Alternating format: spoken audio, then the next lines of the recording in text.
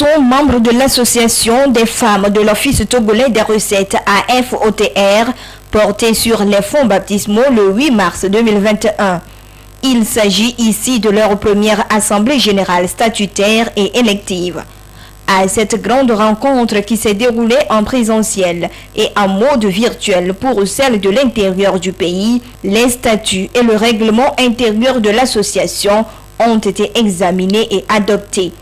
Cette association se veut un cadre de formation, de coaching aux femmes agents de l'OTR pour une meilleure mobilisation des recettes. Nous avons voulu, par notre rassemblement au sein d'une association, nous aider mutuellement à travers un mentorat, un coaching. C'est juste arriver à ce que les femmes s'assument, qu'elles osent en fait, qu'on sorte de nos zones de confort pour affirmer la femme leader que nous avons en nous. L'Assemblée générale a été aussi marquée par l'élection et l'installation du bureau exécutif. Et c'est Gisèle Takassi Kikba, agent senior chargé des impôts à la direction des impôts d'Aguin, qui a été portée à la tête de ce bureau exécutif. Elle nous dévoile son programme d'action. Nous avons vraiment de grandes ambitions, c'est de pouvoir amener toutes les femmes agents de l'OTR à conjuguer leurs efforts pour se mettre plus en valeur. C'est de pouvoir susciter des bonnes volontés, susciter l'éclosion de la femme en tant que responsable, en tant que leader, à accepter toute sa place. Les voies et moyens sont diverses, mais nous avons le soutien du commissaire général de l'OTR, du comité de direction de l'OTR, et je crois qu'avec leurs expériences en tant que manager de l'institution, nous pourrons apprendre. Le bureau exécutif chargé de coordonner les activités de l'association est composé de 11 membres élus pour un mandat de 2 ans renouvelable une seule fois. L'Association des femmes de l'OTR a pour ambition d'œuvrer davantage pour le leadership féminin et l'épanouissement des femmes agents OTR. Elle se porte en partenaire de l'OTR pour l'atteinte des objectifs fixés.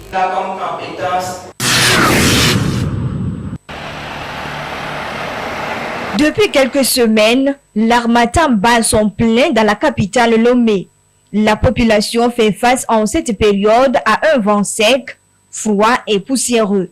Une période pendant laquelle sévissent certaines pathologies, surtout pulmonaires, comme répétition de bronchite, de rhinite et des gens qui avaient des pathologies comme les sinusites et en souffrent encore plus. Ça peut aller jusqu'à augmenter le nombre de méningites dans des zones où le germe de méningite existe. Étant un vent froid aussi, nous sommes en période de Covid. Il va entretenir la survie le plus longtemps possible du virus de Covid sur les surfaces contaminées et donc pourra augmenter le risque de contamination. Ces maladies font objet de consultation et d'hospitalisation ces derniers temps, avec une augmentation du nombre de patients. Et les plus vulnérables restent les petits-enfants, d'où la nécessité de renforcer leur protection en cette période d'harmattan. Il y a beaucoup de toux, il y a beaucoup de rhume, il y a beaucoup de congestion nasale et aussi des dermatoses, puisque eux, ils ont un appareil respiratoire plus ou moins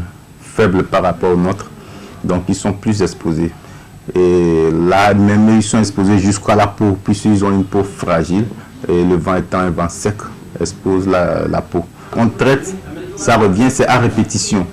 Tant que le vent va durer, ces petits vont souffrir de rhinite, de bronchite, et il va falloir beaucoup les protéger en les habillant convenablement, c'est-à-dire avec des habits lourds venant jusqu'au poignet et des pantalons. Il ne faut pas habiller les enfants avec des habits légers. Et puis quand on les lave, il faut les laver avec l'eau tiède, pas l'eau froide. Et puis après, les passer une pommade hydratante, notamment notre beurre de qualité, ça marche.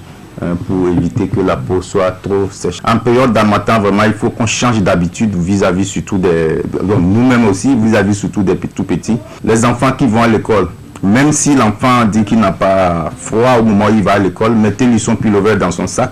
Arrivé à l'école, s'il sent le froid, il porte. Des précautions sont également à prendre par les adultes afin d'éviter les infections liées au vent sec et poussiéreux. Les bonnes dames, les ménagères qui effectuent au quotidien des nettoyages et des entretiens sont interpellées. D'autant plus que nous avons déjà adopté de bonnes habitudes de port de cache-nez. C'est le moment de renforcer cette pratique. Si la dame ou celui qui balaye porte bien son cache-nez, il va éviter d'inhaler beaucoup de poussière, donc partant de là, éviter des maladies. Il est également conseillé de s'hydrater régulièrement en cette période d'harmattan. Le port de cache-nez, des vêtements chauds ou des pullovers et des lunettes est conseillé pour les sorties afin de se protéger contre les infections.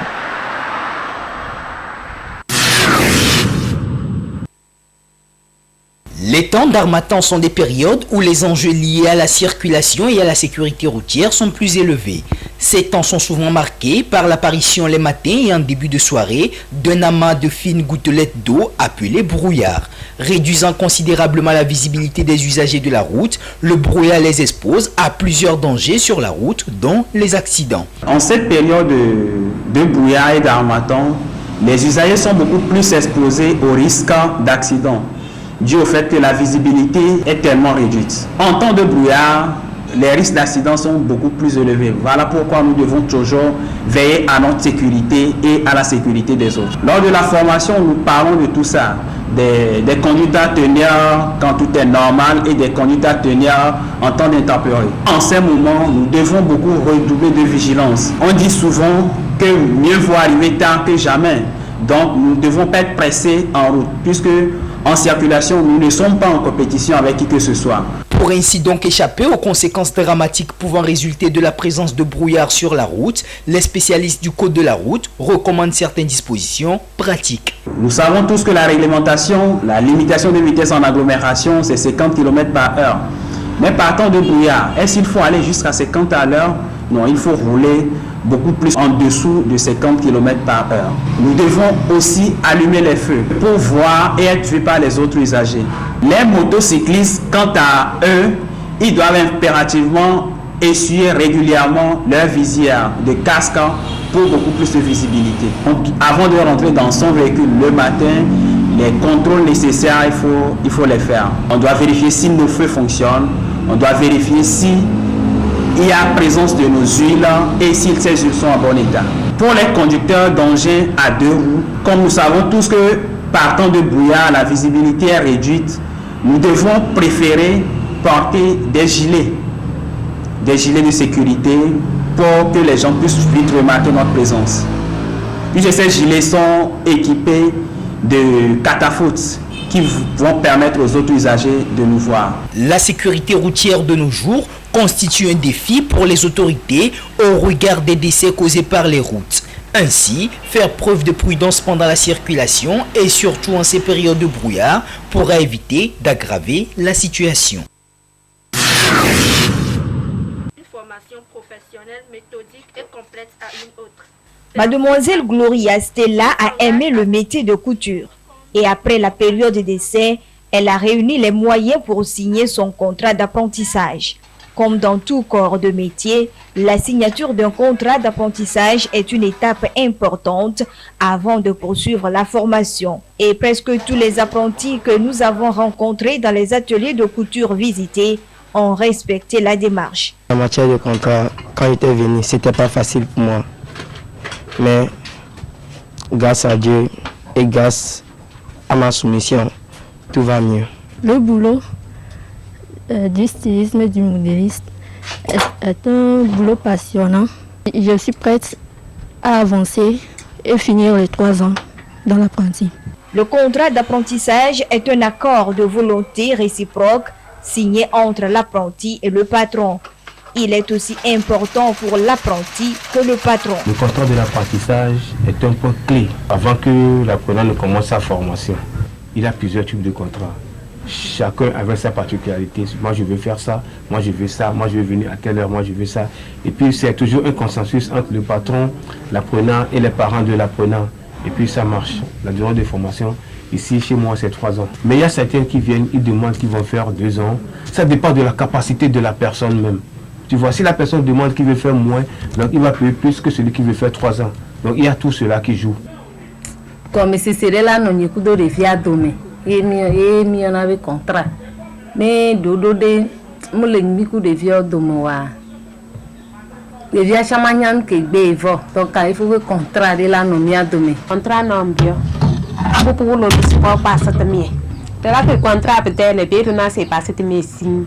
Pas tout tout être médaille. Pire passer pour trop. Là pour moment là ce sont mal pour contrat non.